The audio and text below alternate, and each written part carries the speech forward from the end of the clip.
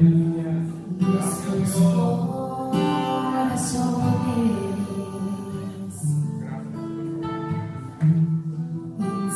insaciables son, hasta que conocen a su Salvador. Gracias, Dios. Aleluya. Gracias, Dios. Tal y como somos nos amó, hoy nos acercamos sin temor. Eres el agua que beber, nunca más tendremos sed. Jesucristo basta, Jesucristo basta. Mi castigo recibió y su herencia me entregó. Jesucristo basta, Jesucristo basta.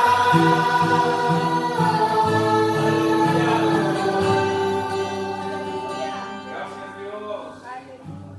Fuimos alcanzados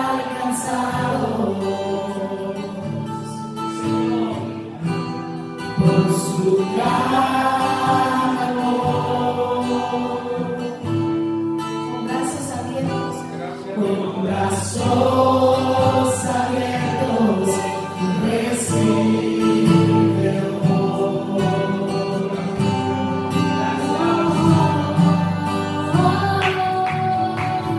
tal y como somos nos amó, hoy nos acercamos sin temor. Eres el agua que beber, nunca más tendremos sed. Jesucristo basta, Jesucristo basta.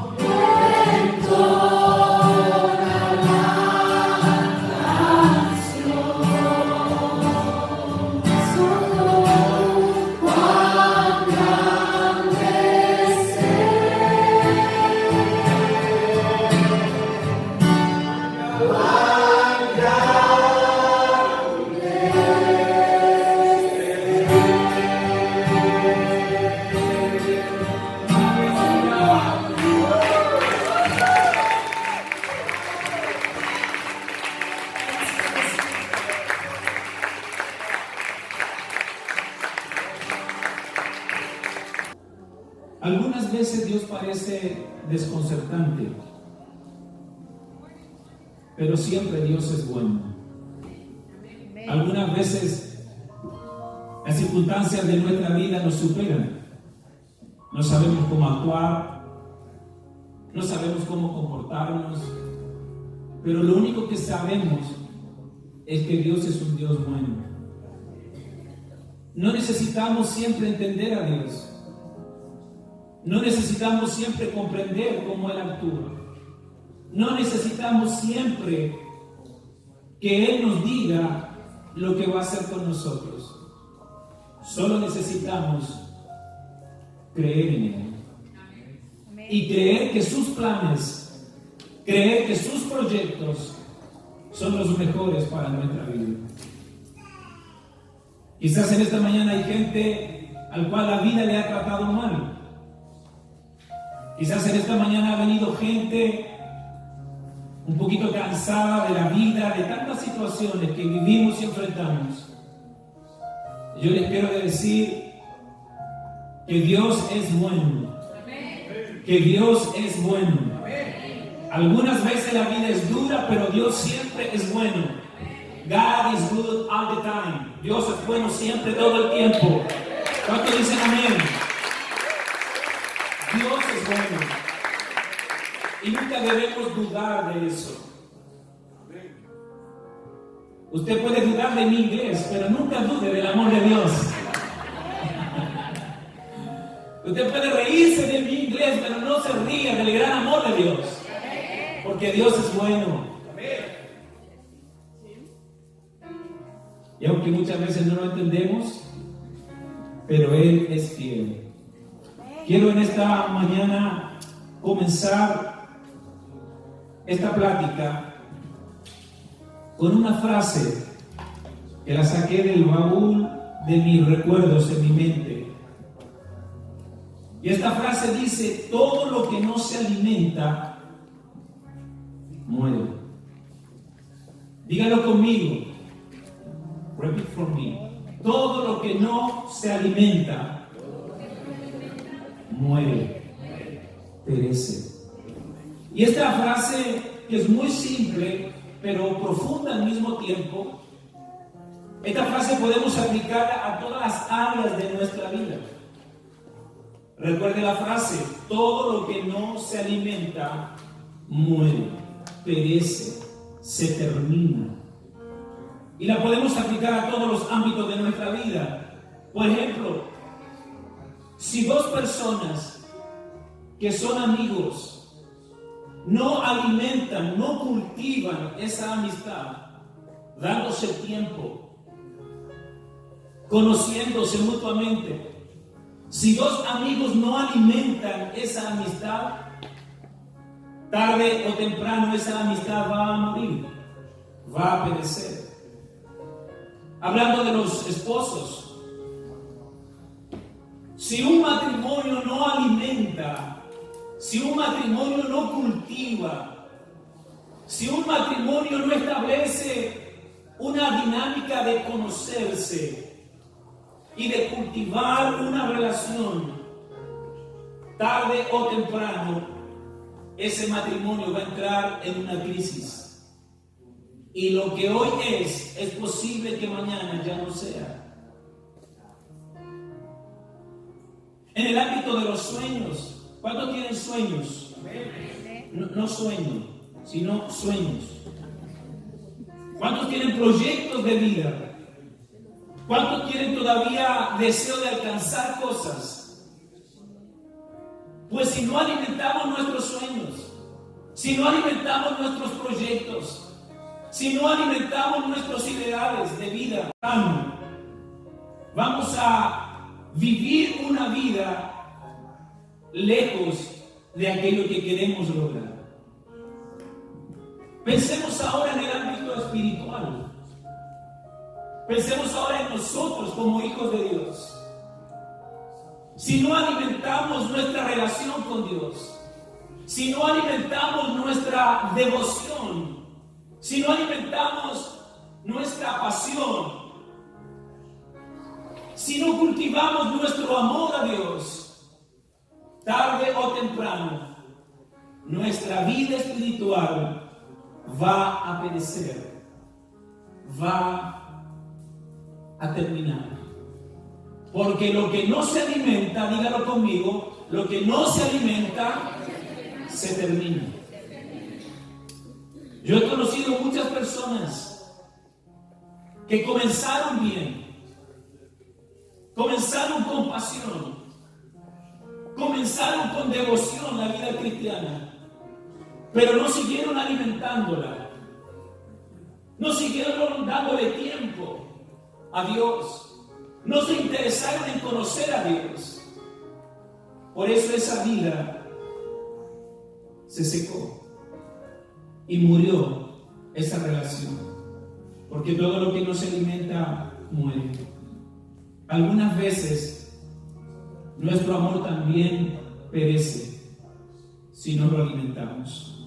El apóstol Pablo escribió a los hermanos de Éfeso en el capítulo 6, verso 24. Él dice así: La gracia sea con todos los que aman a nuestro Señor Jesucristo, con amor inalterable. Amén.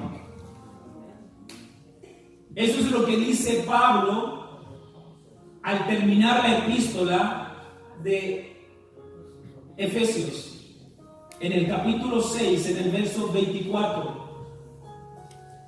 Pablo dice: la gracia sea con todos los que aman a nuestro Señor Jesucristo. ¿Qué es lo que es la gracia? Es un regalo, es un favor que yo no merezco. La gracia no es por méritos que yo hago. La gracia no tiene que ver con los méritos que yo hago.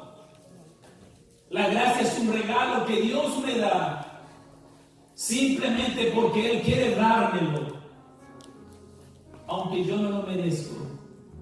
La salvación es por gracia. ¿Cuántos saben que la salvación es por gracia? Que es un regalo. Yo no lo merecía, pero Él me lo dio por gracia. Entonces el apóstol Pablo dice: la gracia sea con todos los que aman a nuestro Señor, con amor inalterable. Eso significa con un amor que no se termina, con un amor que no pasa de moda, con un amor que no envejece, con un amor que a pesar de los años se mantiene fuerte, se mantiene apasionado. Dice que la gracia del Señor está con aquellas personas que aman con este tipo de amor. No con un amor de fin de semana, no con un amor de circunstancias, sino con un amor que no perece, que no termina, que no falla, que está siempre. Este es el tipo de amor que Dios desea que nosotros tengamos. Un amor que no termina, un amor que no pasa de moda. Fíjense ustedes que en el libro de Apocalipsis, Juan, el discípulo amado del Señor, que posteriormente llegó a ser el apóstol del Señor Jesucristo, Juan escribe el libro de Apocalipsis. Y Apocalipsis no es la revelación de Juan. Apocalipsis, como dice el capítulo 1, verso 1, es la revelación de Jesucristo. Si usted quiere saber quién es Jesucristo, lea el capítulo 1 de Apocalipsis. Él es el alfa y la omega. Él es el primogénito de los muertos. Ahí están los primeros versos. Él es el que nos lavó, nos perdonó por su sangre. Ahí está. Entonces Juan escribe el libro de Apocalipsis, que es una revelación de Jesucristo. Y en los capítulos 2 y 3 se mencionan 7 iglesias. Las iglesias de Asia. Y estas 7 iglesias fueron iglesias reales que existieron en el primer siglo. Y estas iglesias de alguna manera representan todas las iglesias a través de la historia del cristianismo. Todas las iglesias. Es decir, que en estas 7 iglesias están representadas todas las iglesias de la era cristiana desde hace más de 2000 años. Y a esa iglesia el Señor le hace una carta. Vaya conmigo a Apocalipsis capítulo 2. Lo primero que hace Dios con esta iglesia de Éfeso es felicitarla, es elogiarla. Lo primero que hace el Señor con esta iglesia es hablar de sus cualidades, hablar de las cosas buenas que tiene la iglesia. Y vaya conmigo al verso 1 del capítulo 2 de Apocalipsis. dice así: escribe al ángel de la iglesia en Éfeso. El ángel es el pastor, el representante, el líder de la iglesia. Escribe al ángel de la iglesia en Éfeso, el que tiene las 7 estrellas en su diestra, el que anda en medio de los 7 candeleros de oro, dice esto: yo conozco tus obras y tu arduo trabajo y paciencia, y que no puedes soportar a los malos, y has probado a los que se dicen ser apóstoles y no lo son, y los has hallado mentirosos. Verso 3: y has sufrido y has tenido paciencia y has trabajado arduamente por amor de mi nombre y no has desmayado. Verso 4: pero tengo contra ti que has dejado tu primer amor. Recuerda por tanto de dónde has caído y arrepiéntete y haz las primeras obras, pues si no, vendré pronto a ti y quitaré tu candelero de su lugar si no te hubieses arrepentido. Escuche esto. Jesús conoce la iglesia. Él conoce el estado de tu vida y de mi vida. No podemos engañarlo. No podemos disfrazar una imagen. Él conoce nuestra vida, Él conoce tu vida.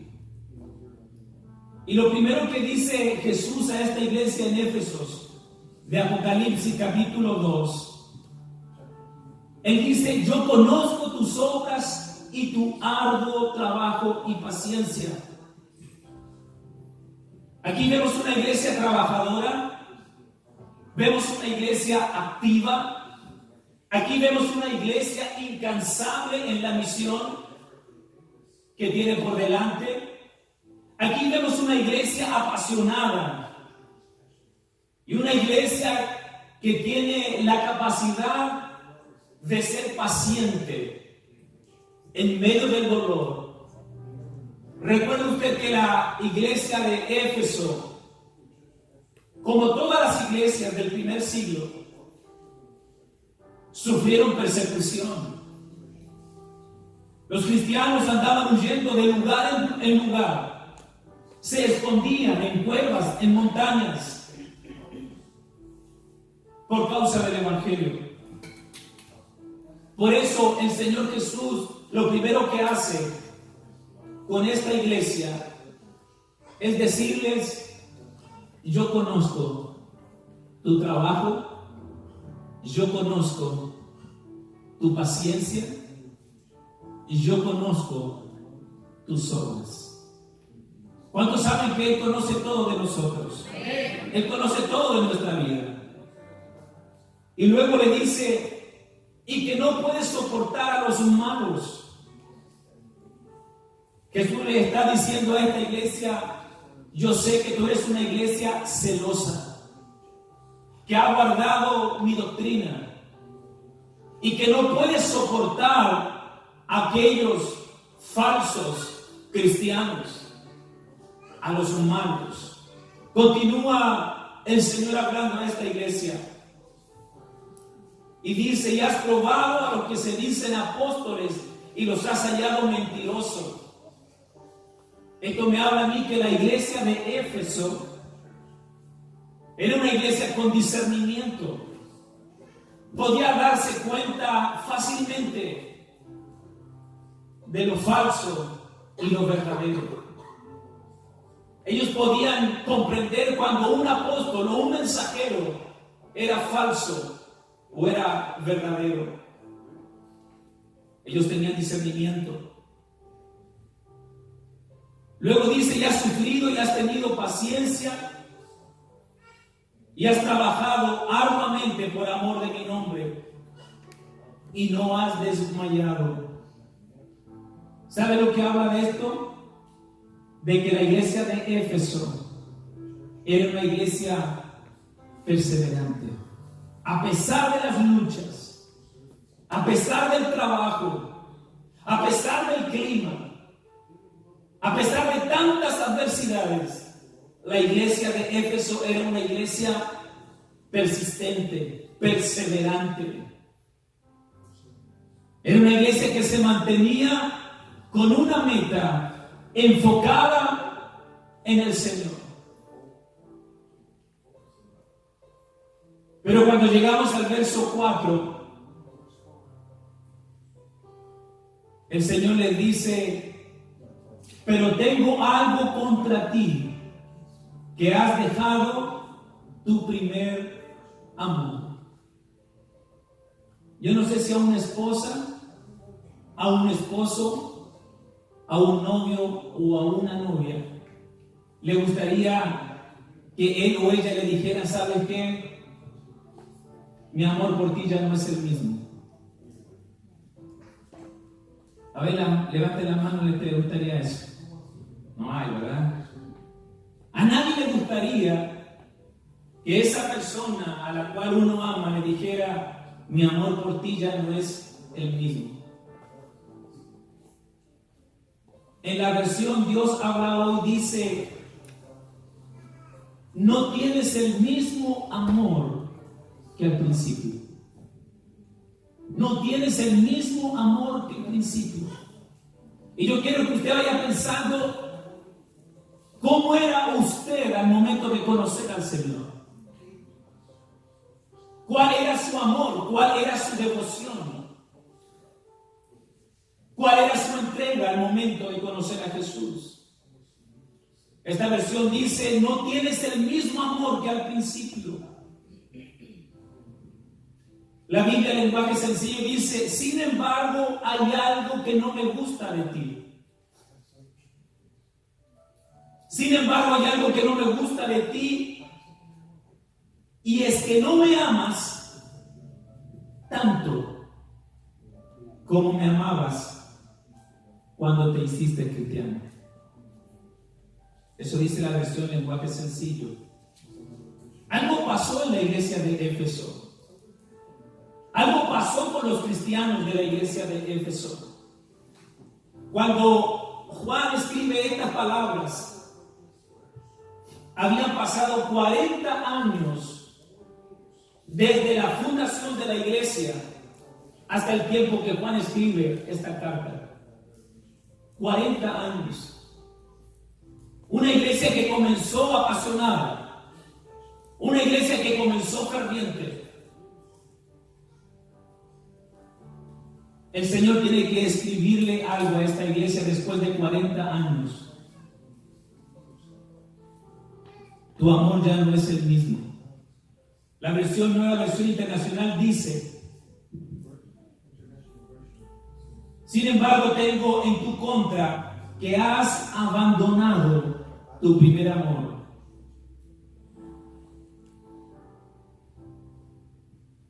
Fíjese que el Señor le está diciendo a esta iglesia, no que ellos no tienen amor,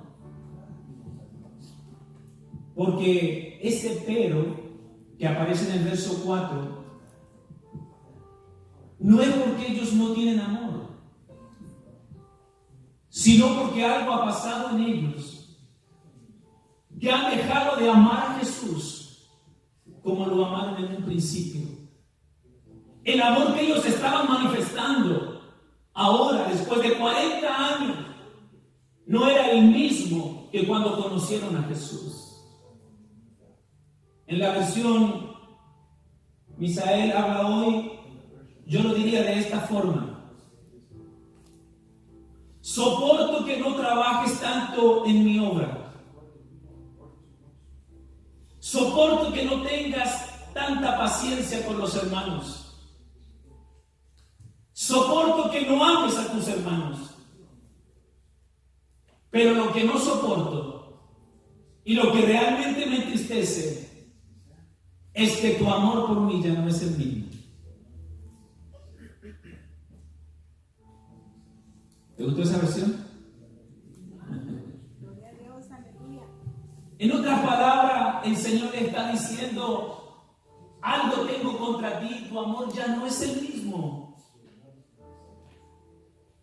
Ya no tienes esa pasión, ya no tienes esa devoción, ya no haces los sacrificios que hacías antes. Alguien está ocupando el primer lugar en tu corazón.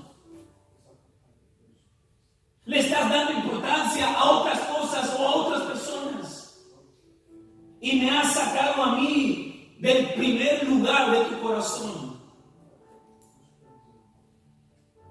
Mira, esta iglesia, como lo dije, era una iglesia trabajadora. Y lo voy a hacer en el contexto de hoy. Quizás venían los domingos, quizás venían los jueves, quizás recibían la enseñanza, quizás ayudaban a organizar las reuniones de jóvenes, de mujeres y de varones, con el único gran problema que todo lo que hacían no lo hacían por amor, ni con el mismo amor del principio. Uno puede cantar sin amar a Dios, ¿sabía usted eso? Uno puede pararse aquí sin amar a Dios. Uno puede organizar cosas sin amar a Dios. Uno puede hacer cosas en la iglesia sin amar a Dios. Pues Dios no está tan interesado en lo que tú haces, sino en cuanto tú le amas a Él. Y el amor, más que palabras, el amor es demostración, son hechos concretos. Tu amor ya no es el mismo, está diciendo el Señor a esta iglesia. Ya no me amas como tú lo hacías antes. Ya no eres la misma persona. Algo ha pasado en tu corazón.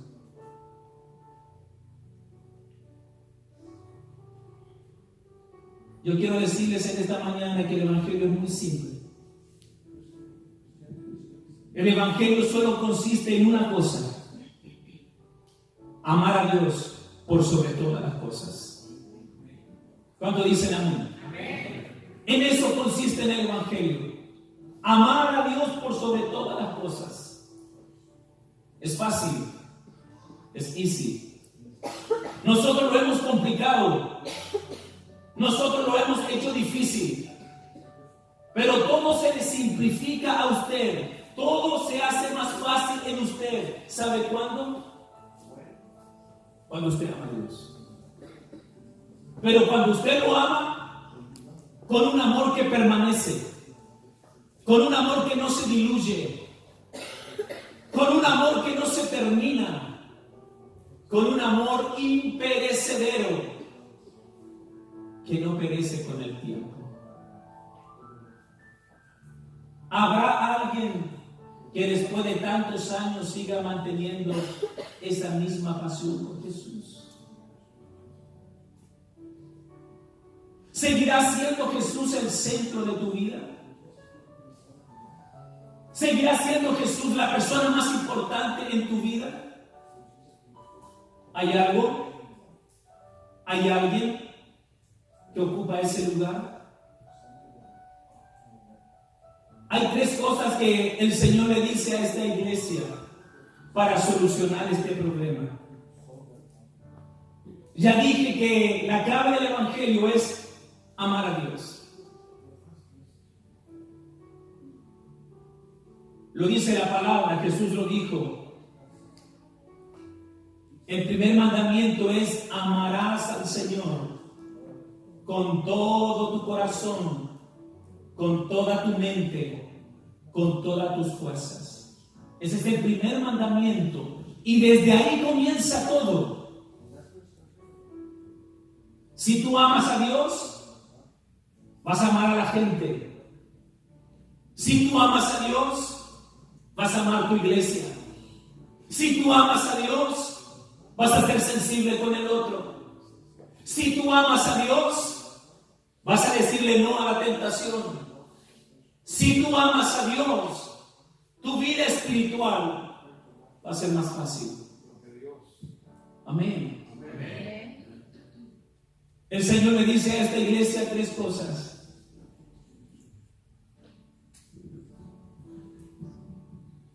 Verso 5. La primera cosa que el Señor dice a esta iglesia es: recuerda. Recuerda. Remember. ¿Sí? ¿Está bien? Recuerda. Y Dios nos dice en esta mañana: recuerda, Patricia, cómo servías al Señor en tus primeros años. Recuerda la pasión que tú tenías. Recuerda, Cris, cuál era tu devoción por Jesús los primeros años. Recuerda, Cintia, cuál era tu temor por el Señor los primeros años. Recuerda qué sacrificios hacías tú por el Señor los primeros años. Recuerda cuando nada te importaba, ni el rechazo de tus amigos, ni el rechazo de tu familia, ni las burlas de aquellos más cercanos. Recuerda ese periodo. Recuerda ese periodo cuando no te quejabas del calor. Recuerda ese periodo cuando no te quejabas del frío. Recuerda ese periodo cuando dabas generosamente, porque lo único que tú querías era demostrar cuánto tú amabas al Señor.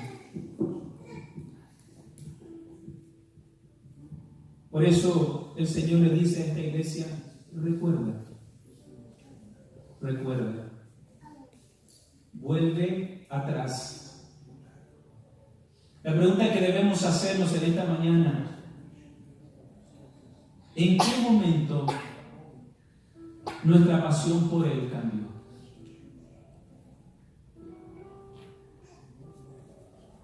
Debemos preguntarnos quién está ocupando el primer lugar en nuestra vida. Debemos realmente ser honestos con nosotros mismos. ¿Quién está ocupando el primer lugar? Lo segundo que le dice el Señor a esta iglesia: primero le dice, recuerda. ¿Cuántos recuerdan sus primeros años con el Señor? ¿Cuántos recuerdan ese momento, ese día que se encontraron con Jesús? Aún en medio del dolor, aún en medio de la dificultad, tú te encontraste con Jesús. Y eso te ayudó a estar firme en medio de la prueba, en medio del dolor, en medio de tantas cosas. ¿Qué ha pasado hoy contigo? Por eso el Señor le dice a esta iglesia: recuerda. Recuerda de dónde has caído. Estabas en un nivel de devoción. Estabas en un nivel de entrega. Estabas en un nivel de pasión por Él y por sus cosas. Pero ¿dónde estás ahora? ¿Dónde estás ahora? Por eso recuerda, por tanto, de dónde has caído. Y lo segundo es: arrepiéntete. Algunas veces pensamos que el arrepentimiento solo es para aquellas personas que no conocen al Señor.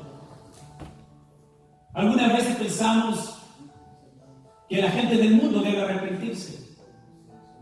Pero algunas veces, o muchas veces, nosotros como hijos de Dios también debemos arrepentirnos. No porque estamos enemistados con Dios por el pecado. Arrepentirnos por cosas como estas. Él dejó de ser el primero en nuestra vida. Lo segundo es: arrepiéntete. En otras palabras, vuelve a Él. Vuelve a Él. Vuelve a Él. Vuelve al principio. Vuelve al origen de tu vida cristiana. Y lo tercero que le dice: haz las primeras obras. En otras palabras, vuelve a la senda, vuelve a ser la persona que eras cuando tú me conociste. Jeremías capítulo 6, verso 16. Dice que debemos pararnos en los caminos. 6:16. Y preguntar por las sendas antiguas. Y caminar por esas sendas. Hoy día nosotros vivimos una época. Y esto ocurre en todas partes del mundo. Escuche esto. Nosotros vivimos en una época donde la iglesia es una iglesia light. Una iglesia liviana, una iglesia intrascendente, una iglesia que no marca la diferencia con el no cristiano, una iglesia que se ha mezclado con las cosas del mundo, una iglesia que no está guardándose en santidad, sino que de alguna manera participa en las cosas del mundo. Es como un adulterio espiritual. Recuerde que la iglesia de la Odisea, que es la última de las 7 iglesias que nombra Juan, es la iglesia tibia. Es la iglesia mezclada con el mundo. Es la iglesia que participa en el mundo y participa en el reino. Que tiene un pie aquí y que tiene otro pie también en el reino. Esta no es la iglesia que el Señor espera. Esta no es la iglesia que el Señor viene a buscar.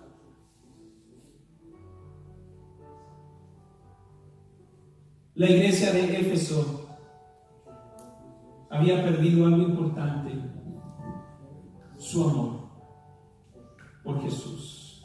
Entonces Jeremías nos dice en el capítulo 6, pregunten por las sendas antiguas, pregunten por ese camino y anden en ese camino. Vuelvan a esa senda, vuelvan al principio, vuelvan al origen de su relación conmigo. Comiencen a caminar en eso. Yo no sé, hermano, en esta mañana, ¿cómo está tu andar con Dios? No sé cómo está. Pero una cosa quiero decirte, que Dios conoce nuestros corazones. Yo no los conozco, Dios conoce nuestros corazones. Y Él sabe cómo está tu amor por Él. Quiero decirle que nosotros siempre vamos a tener excusas, y buenas excusas. Siempre vamos a tener excusas y buenas excusas. Pero cada vez que tú tengas una excusa, piensa en el sacrificio que hizo Jesús por ti. Jesús nunca pensó que los azotes le iban a doler. Quizás nunca dijo, no, la corona no, porque Jesús solo pensó en ti. Jesús solo pensó en ti. Y por ti sufrió la cruz. Por ti y por mí sufrió la cruz. ¿Sabes por qué? Simplemente por amor.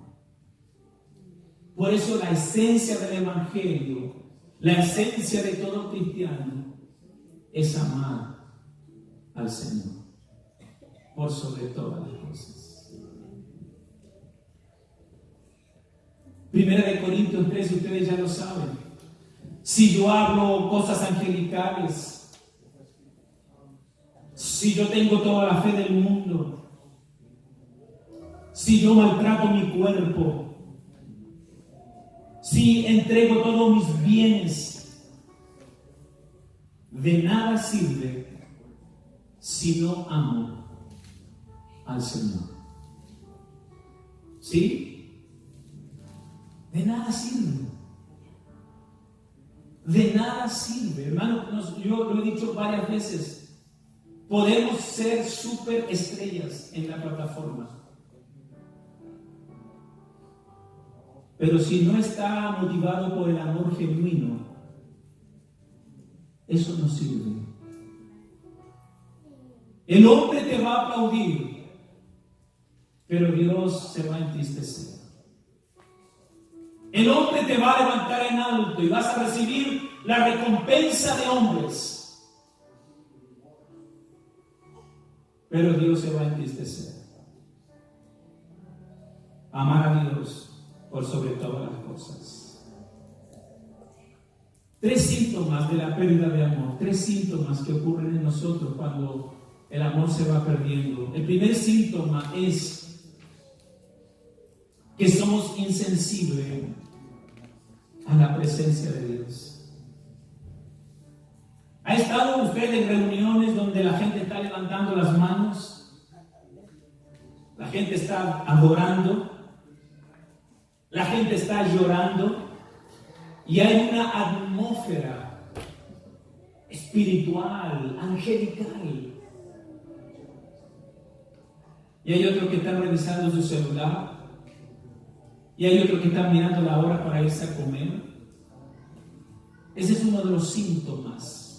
Esa es una de las señales de la pérdida de amor.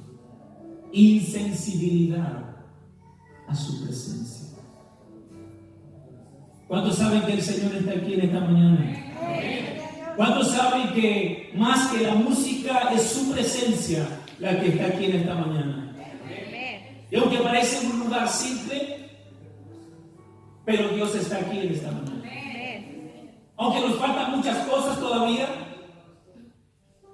pero lo más terrible es que nos falte su presencia. Porque lo más trágico, escuche esto, lo más terrible que le puede pasar a una persona es perder la presencia de Dios. David dice: no me eches de tu presencia, no quites de mí tu Santo Espíritu. David sabía que sin su presencia la vida no es lo mismo. Primer síntoma de la pérdida de amor: insensibilidad a la presencia de Dios. Algunas veces nos cuesta tanto orar. Algunas veces nos cuesta tanto conectarnos con Dios. Pareciera que de una semana a otra venimos tan fríos. Pareciera que durante la semana hemos alimentado más nuestros apetitos, nuestros caprichos. Y cuando llegamos aquí, queremos ver un ángel súper espiritual que remueva el agua. Y haga el milagro, nos dé lo que nos falta. Recuerda esto: lo que tú más alimentas, lo que tú más alimentas en tu vida es lo que va a crecer dentro de ti. Romanos capítulo 8 dice que los que son guiados por el Espíritu piensan en las cosas del Espíritu. La pregunta es: ¿en qué ocupas tu mente toda la semana? ¿De qué te alimentas? ¿De qué comes toda la semana? Recuerda que lo que tú comes es lo que sale por tu boca, porque de la abundancia del corazón, porque de la abundancia del corazón habla la boca. ¿Qué comes? ¿Qué te alimentas? Recuerde que uno termina siendo lo que come.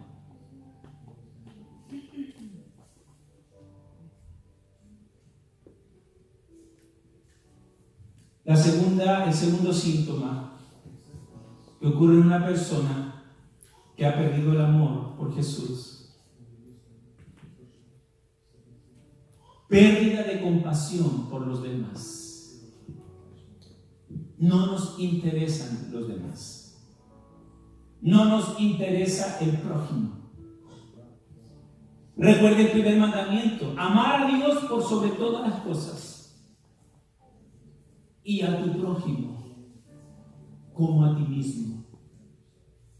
No puedes amar a Dios, no puedes ser amigo de Dios y enemigo de tu hermano.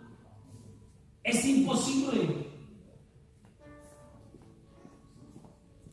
Si amamos a Dios como decimos amarlo, debemos amar a los demás.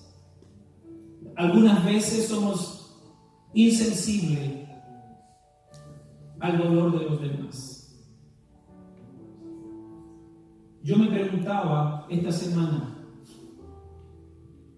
¿qué hubiese pasado si yo no le hubiese pedido a Patricia que pidiera la oración porque yo me había quemado el brazo? ¿Alguien se hubiera enterado? Nadie. ¿Alguien hubiera orado? Nadie. ¿Verdad? Y algunas veces eso nos pasa. Y es posible que a usted también ha pasado situaciones muy difíciles y nadie se ha enterado, nadie ha sabido. Porque algunas veces nos cuesta hablar de nuestras heridas. Tapamos nuestras heridas, tapamos nuestros fracasos, tapamos nuestras miserias. ¿Qué es lo primero que hace Jesús cuando resucita? Se presenta ante sus discípulos y muestra sus heridas. Este soy yo, el ex crucificado. Nosotros muchas veces tapamos nuestras situaciones, que nadie se entere, quizás por temor, que dirán, quizás me van a ver como débil. Hermanos, si amamos al Señor, debemos amarnos los unos a los otros. Juan capítulo 13, verso 34 al 35, voy terminando. Jesús dijo: un mandamiento nuevo os doy, que os améis los unos a los otros como yo les he amado. Si uno ve ese mandamiento, no es nuevo. Ese mandamiento de amar al Señor, cuando Jesús lo dijo, tenía casi 2000 años. No era un nuevo mandamiento. La gente lo sabía. La gente lo conocía. Pero Jesús agrega algo al final: como yo los he amado. Eso es lo nuevo de ese mandamiento. En otras palabras, Leonel, debemos amarnos mutuamente de la misma manera como Dios nos ama a nosotros. Debemos amarnos, iglesia, debemos amarnos. Dile al que está a tu lado: debo amarte. A pesar de todo, debo amarte. Debo amarte. Y debemos amar como Él nos ama. La pregunta que surge es: ¿cómo nos ama Dios? ¿Cómo nos ama Dios? Dios nos ama con un amor eterno. Dios nos ama con un amor incondicional. Dios nos ama con un amor sacrificial. Y Dios nos ama profundamente. De esa forma debes amar al que está sentado a tu lado. Quiero decirte que si tú no amas así, algo está pasando en tu amor por Jesús. Porque debemos amar lo que Jesús ama. ¿Cuántos dicen amén? Amén. Debemos amar lo que Jesús ama. Y Jesús amó la iglesia. Se entregó por la iglesia, santificó la iglesia para presentársela a sí mismo como una novia que no tuviese manchas ni arrugas. Así debemos amar a los hermanos. Entonces, cuando se pierde el amor a Dios, somos insensibles, no tenemos compasión por los demás. Y número 3, cuando se pierde nuestro amor por Dios, perdemos la convicción de pecado. Yo he conversado con muchas personas que me dicen: pastor, yo quiero tener paz, yo quiero dormir bien en las noches. Y cuando yo empiezo a indagar en su vida, me doy cuenta que tienen una vida desordenada. Adulterios, fornicación, mentiras, engaños. O sea, nadie que no está bien con Dios puede dormir en paz. La paz viene como resultado de mi relación con Dios. Amén. De mi relación con Dios. Pero escucha esto. Si nosotros vivimos vidas con errores o estamos en situaciones que a Dios le desagradan, ven a Él. Ven a Él tal como estás. Él no te echa fuera. Él siempre está con nosotros. Amén. Amén. ¿Se acuerdan de Pedro? Que comenzó a caminar sobre el mar, pero se empezó a hundir. ¿Qué hace Jesús? Extiende su brazo y lo toma. Eso hace Dios con cada uno de nosotros. Cuando fallamos, cuando nos equivocamos, cuando le ofendemos, Él no nos da vuelta a la espalda. Él estira su brazo y nos rescata. Amén. Ese es el amor de Dios. Esa es la manera como Dios actúa. Él no nos abandona en la prueba, en la miseria, en el pecado. Él nos tiende su mano. Póngase en pie, por favor.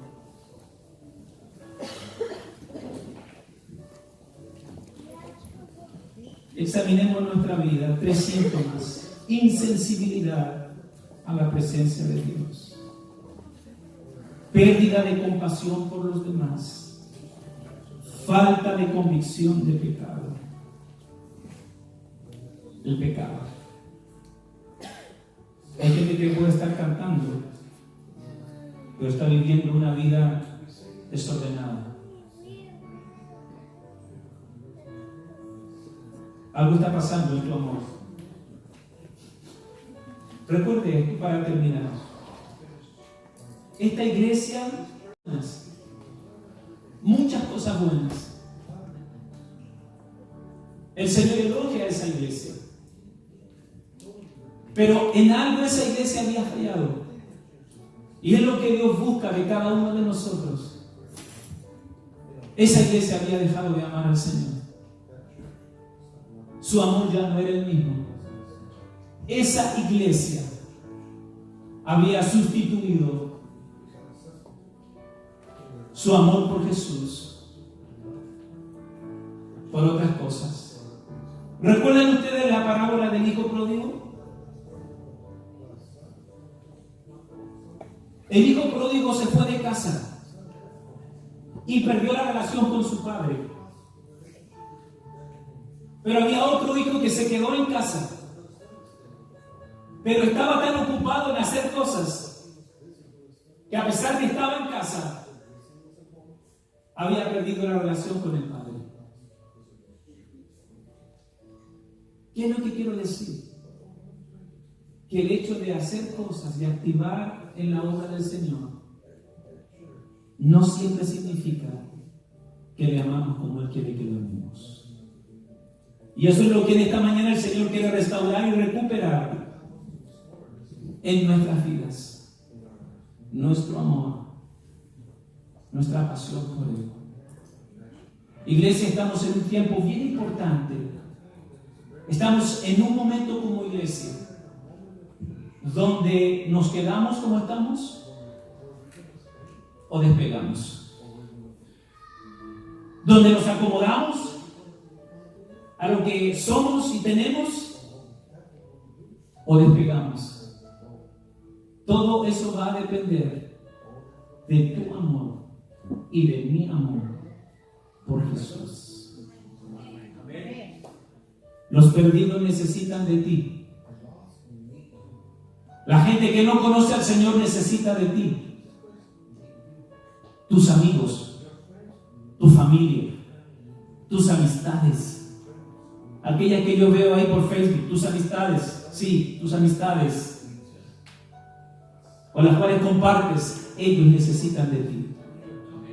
Háblales de Cristo, háblales del amor del Señor. Ellos están perdidos y Dios te ha colocado para que tú seas luz. Termina este pasaje diciendo: si no te arrepientes, quitaré el candelero de entre vosotros. El candelero representa a la iglesia.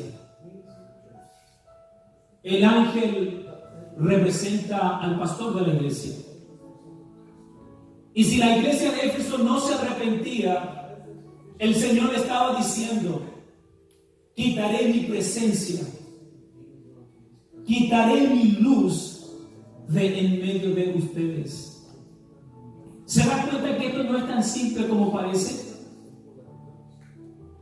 ¿Se da cuenta que esto de amar o no amar no es algo tan simple? Dios está demandando que su iglesia se apasione, se enamore.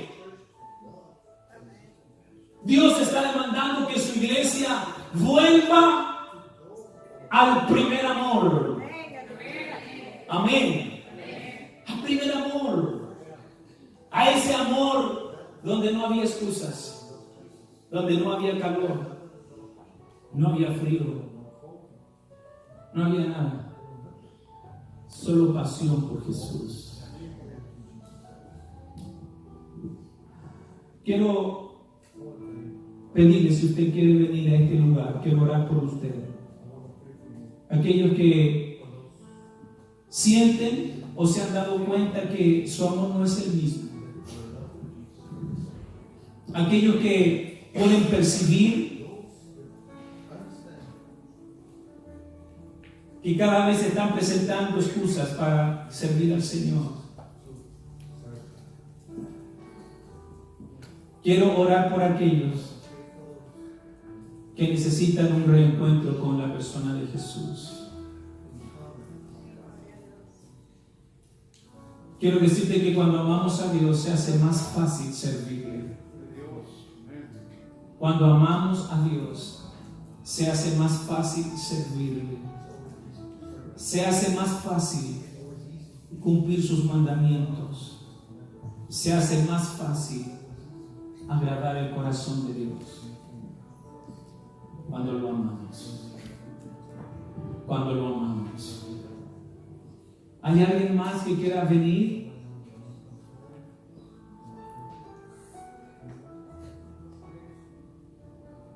Este mensaje el Señor se lo da a la iglesia. Desde el pastor, los líderes, la congregación. A todos. A todos. ¿Verdad? Y a todos les dice: arrepiéntete. A todos. A todos nos dice: arrepiéntete. En un acto de fe yo me voy a arrepentir juntamente con aquellos que desean arrepentirse.